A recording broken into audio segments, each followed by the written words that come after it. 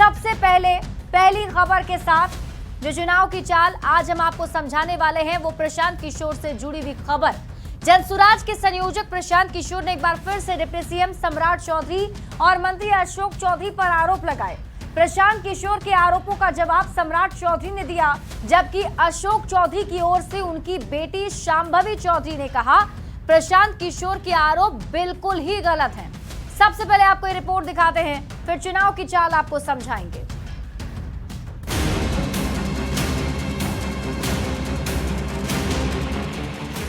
बिहार में चुनाव है और आरोप प्रत्यारोप की सियासत चरम पर पहुंच चुकी है। सोमवार को जनसुराज के संयोजक प्रशांत किशोर ने फिर से आरोपों का पिटारा खोला। मुख्य रूप से निशाने पर रहे सम्राट चौधरी और अशोक चौधरी। प्रशांत किशोर ने डिप्टी सीएम सम्राट चौधरी पर 7 लोगों की हत्या और गैंगरेप के बाद मर्डर के 2 अलग अलग मामलों में संलिप्त होने का आरोप लगाया। प्रशांत किशोर ने कहा कि तब सम्राट चौधरी जेल गए, लेकिन उम्र और दस्तावेजों का हेरफेर कर जेल से बाहर निकल गए। प्रशांत किशोर ने डिप्टी सीएम सम्राट को बर्खास्त कर गिरफ्तार करने की मांग की। जिस व्यक्ति को जेल में होना चाहिए वो आदमी यहाँ का उप मुख्यमंत्री बना हुआ है, तो मुख्यमंत्री नीतीश कुमार सीधे इस पर कार्रवाई करें।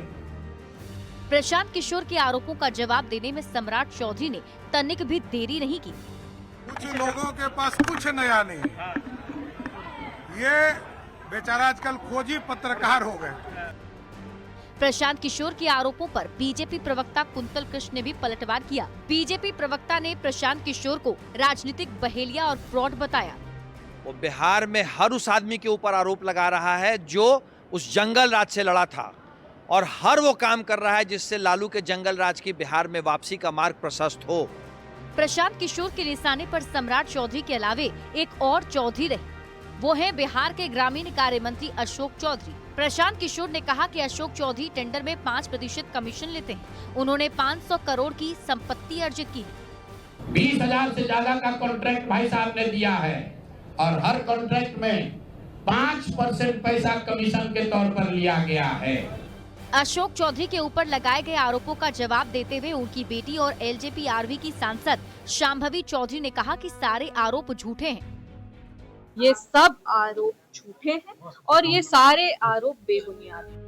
प्रशांत किशोर ने बार बार फंडिंग को लेकर उठ रहे सवालों का भी जवाब दिया। पीके ने बताया कि 3 सालों में उन्होंने अलग अलग कंपनियों और राजनीतिक दलों से 241 करोड़ फीस ली थी। अपनी पार्टी जनसुराज को 98 करोड़ 75 लाख व्यक्तिगत खाते से चंदा दिया। 30 करोड़ 95 लाख 68 हजार 18% GST भरा और 20 करोड़ रुपए सरकार को इनकम टैक्स जमा किया। तो केंद्र सरकार जांच करा ले, ईडी सीबीआई इनकम टैक्स लगा ले, 1 पैसे का ऊपर नीचे होगा नहीं। हालांकि बार बार लगाए जा रहे आरोपों पर बीजेपी नेता दानिश इकबाल ने कहा कि बिहार में आरोपों की राजनीति नहीं चलेगी। बीजेपी जल्द पीके को नोटिस देगी। प्रशांत किशोर को जेल जाना होगा। इस तरह का आरोप बिहार में नहीं चलेगा। ये दिल्ली नहीं है अरविंद केजरीवाल की तरह। आरोपों में कितनी सच्चाई है या नहीं, ये तो जांच के बाद ही पता चलेगा। लेकिन पीके ने जिस ढंग से आरोप की सियासत शुरू की है, उसको लेकर 2014 के पहले दिल्ली में शुरू हुई केजरीवाल की सियासत की याद ताजा हो जाती है। सवाल है, क्या प्रशांत किशोर केजरीवाल बनना चाहते हैं? पटना संवाददाता आनंद अमृतराज के साथ ब्यूरो रिपोर्ट, न्यूज़ 18। और आइए अब सबसे पहले सवालों के जरिए चुनाव की चाल को समझते हैं। सवाल ये कि प्रशांत किशोर आरोप वाली सियासत कर रहे हैं? अगर हाँ, तो आरोप वाली सियासत से क्या हासिल करना चाहते हैं प्रशांत किशोर? देखिए, चुनावी साल है और प्रशांत किशोर ने बिहार के कई बड़े नेताओं पर गंभीर आरोप लगाए और ये नेता हैं बीजेपी के प्रदेश अध्यक्ष दिलीप जायसवाल, बीजेपी के सांसद संजय जायसवाल, बिहार के स्वास्थ्य मंत्री मंगल पांडे, डिप्टी सीएम सम्राट चौधरी और ग्रामीण कार्य मंत्री अशोक चौधरी। प्रशांत किशोर ने दिलीप जायसवाल पर मेडिकल कॉलेज हथियाने का आरोप लगाया है।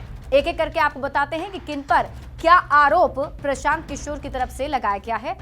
तो प्रशांत किशोर ने सबसे पहले बीजेपी के प्रदेश अध्यक्ष दिलीप जायसवाल पर आरोप लगाया था, जिसमें मेडिकल कॉलेज पर हथियाने का आरोप लगाया गया है। इसके साथ ही संजय जायसवाल पर फायदे के लिए ओवरब्रिज के एनलाइटमेंट को बदलवाने का आरोप प्रशांत किशोर ने लगाया है। मंगल पांडे पर क्या आरोप है? तो मंगल पांडे पर भ्रष्टाचार का आरोप प्रशांत किशोर ने लगाया है और डिप्टी सीएम सम्राट चौधरी पर नाम बदलकर हत्या के आरोप में बचने का आरोप प्रशांत किशोर ने लगाया और ग्रामीण कार्य मंत्री अशोक चौधरी पर भ्रष्टाचार के जरिए संपत्ति बनाने का आरोप प्रशांत किशोर ने लगाया है। अब आप चुनाव की चाल तो समझिए।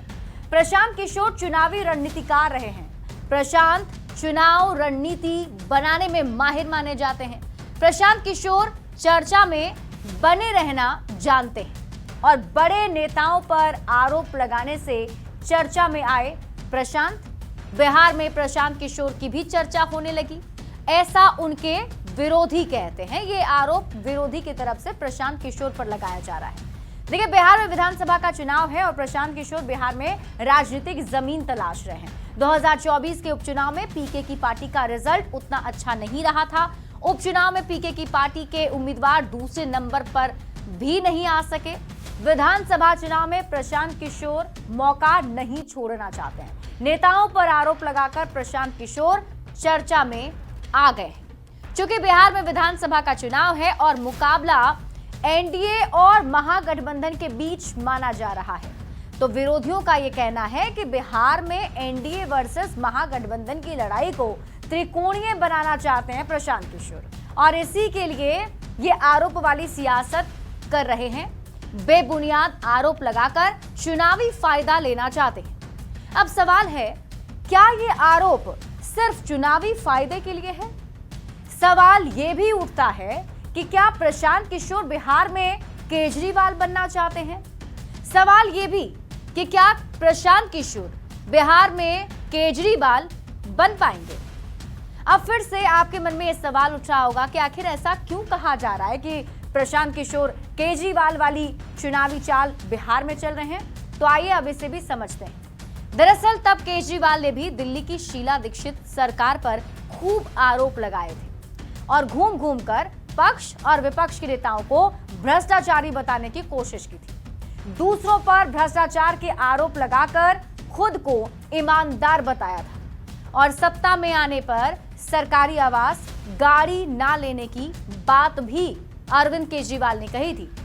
भ्रष्टाचार मिटाने की बात कहकर अरविंद केजरीवाल सत्ता में आ गए और बाद में जिन पर आरोप लगाया उनसे ही केजरीवाल ने गठबंधन किया। दूसरों पर आरोप लगाने वाले अरविंद केजरीवाल पर ही भ्रष्टाचार के गंभीर आरोप लगे। भ्रष्टाचार के आरोप में अरविंद केजरीवाल को जेल तक जाना पड़ा था और जेल जाने पर इस्तीफा ना देकर अरविंद केजरीवाल ने जेल से सरकार भी चलाई। बिहार में भी प्रशांत किशोर विरोधियों पर भ्रष्टाचार के ही आरोप लगा रहे हैं। तो ऐसे में फिर से ये सवाल उठता है कि क्या प्रशांत किशोर बिहार में चुनावी फायदे के लिए आरोप वाली सियासत कर रहे हैं? क्या चुनाव में वोट पाकर प्रशांत किशोर भी वही करेंगे जो अरविंद केजरीवाल ने किया था? ये तमाम सवाल हैं जो फिलहाल बिहार की राजनीति में उठ रहे हैं।